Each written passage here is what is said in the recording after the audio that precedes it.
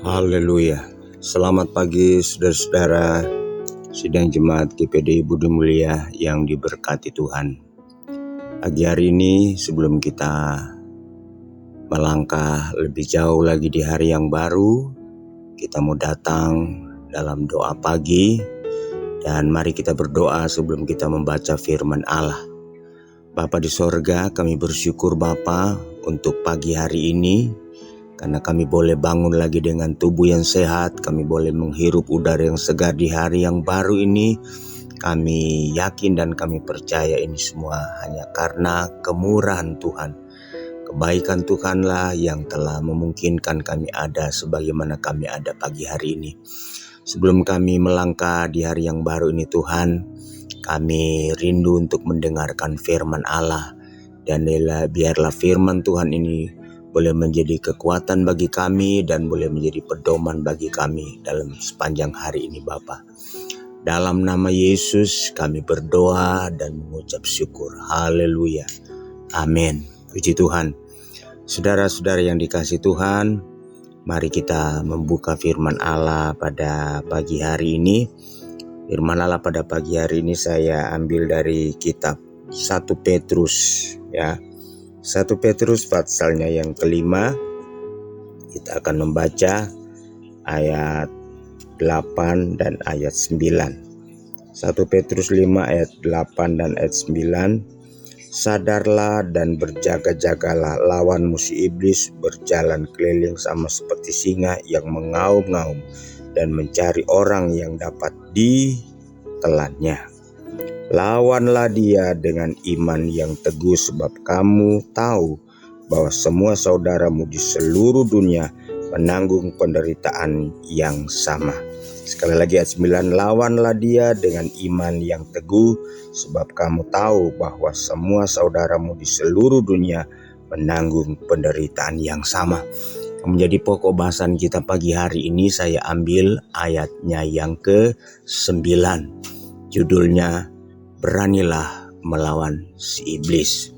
Saudara, ayat 8 tadi katakan bahwa hari-hari ini iblis dia bekerja keras, dia berkeliling, dia digambarkan seperti singa yang mengaum, yang mencari mangsanya, seperti singa yang kelaparan. Itu Petrus menggambarkan, melukiskan iblis pada akhir zaman. Ayat 9 dia katakan, lawanlah dia dengan iman yang teguh.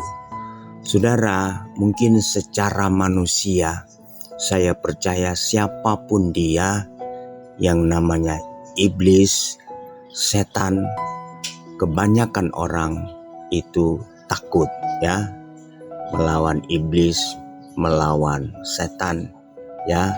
Ada banyak orang yang takut, ada banyak orang yang gentar.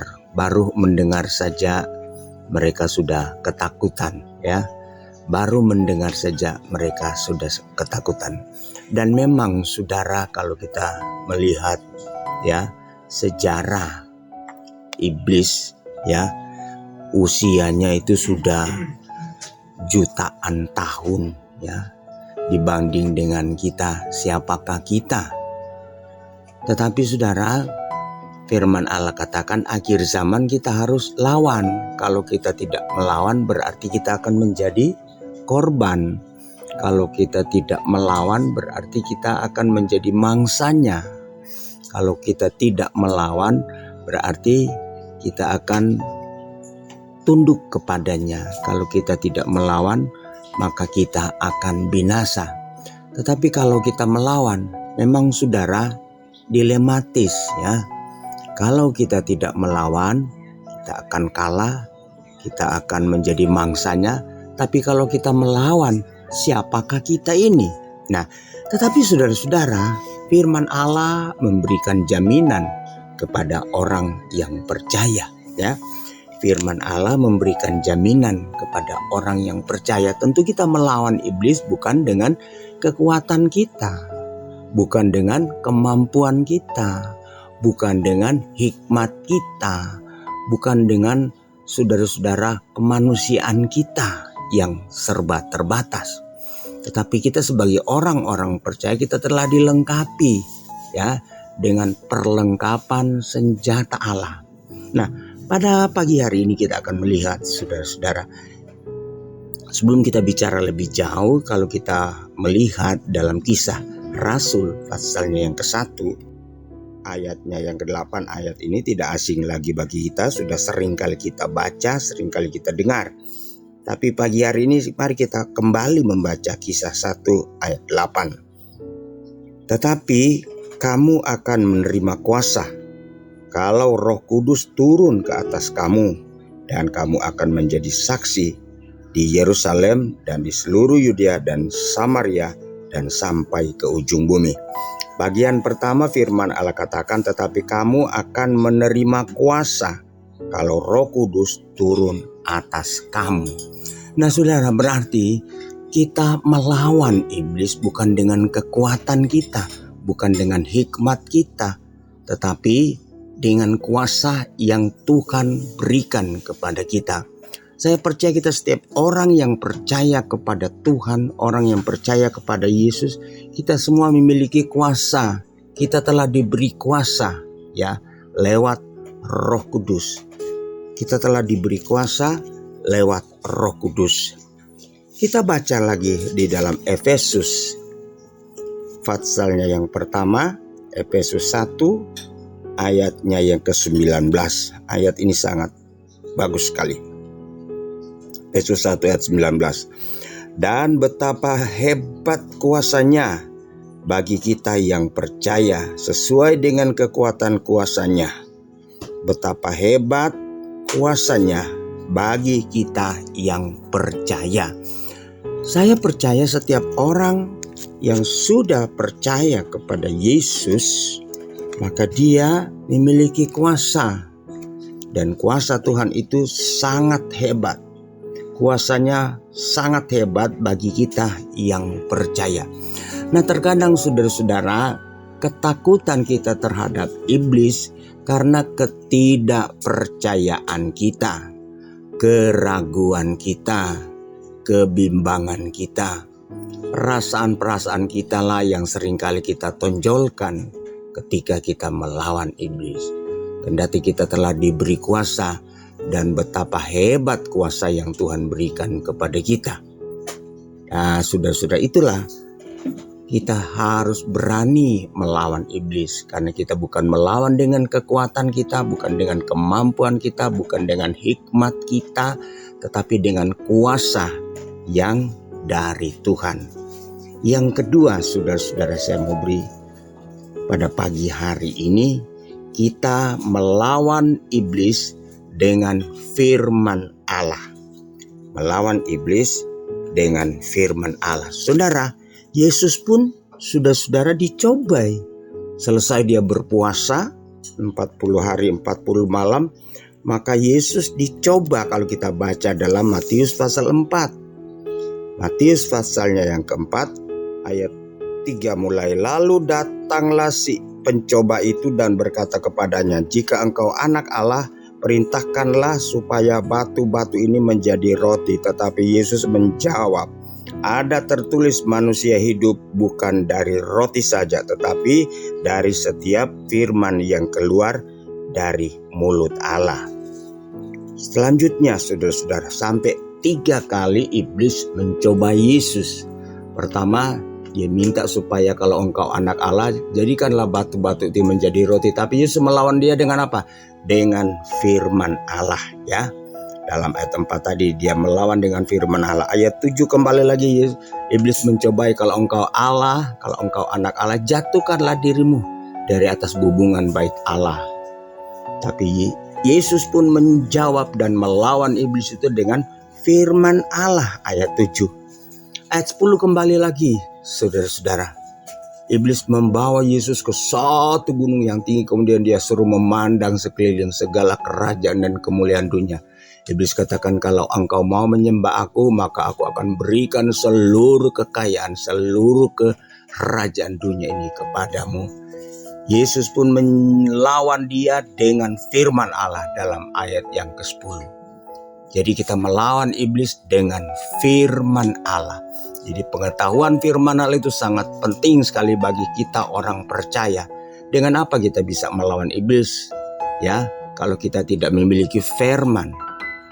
Firman Allah itu sangat penting bagi kita orang-orang percaya.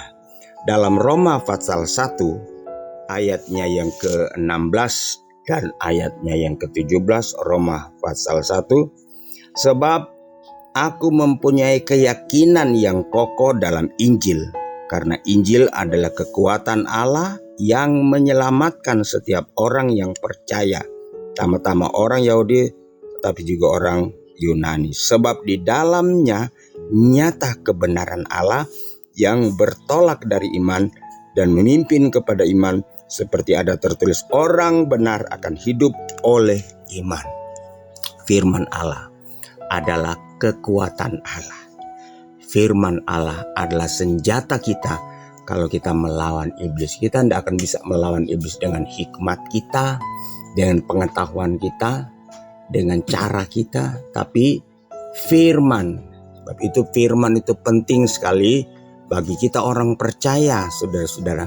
Kita perlu membaca firman Allah sebanyak-banyaknya. Kita perlu mendengarkan firman Allah sebanyak-banyaknya. Karena itu adalah senjata kita di dalam melawan iblis. Iblis pada akhir zaman akan datang dengan segala tipu dayanya, ya, dengan segala kelicikannya. Tapi kalau kita punya firman Allah, maka kita dapat melawan iblis. Nah, sudah itulah yang dapat kita sampaikan jadi renungan kita pada pagi hari ini. Kita harus berani melawan iblis, segala tipu dayanya. Saudara, yang pertama dengan kuasa Roh Kudus, dengan kekuatan yang dari Allah. Yang kedua, lawan dengan firman Allah, ya. Lawanlah dengan firman Allah. Bab iblis datang untuk menyesatkan.